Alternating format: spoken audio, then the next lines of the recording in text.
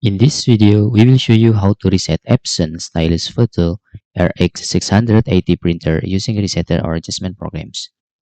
Before you download and use these resetter or adjustment programs, we suggest you to disable for a while your antivirus, including Windows Real-Time Protection and the Temper Protection if you are using Windows 10 or Windows 11.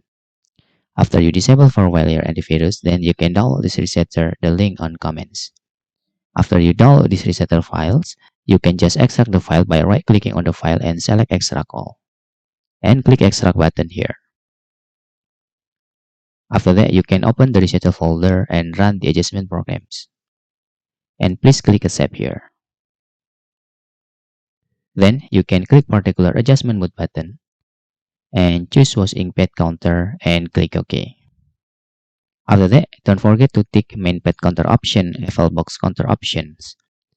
Then you can click Check button. After that, you can click Initialization button.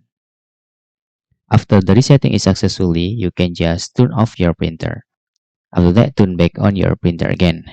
You can close the resetter program after that. But if you face error, you can try to moving your USB printer into another available port on your computers.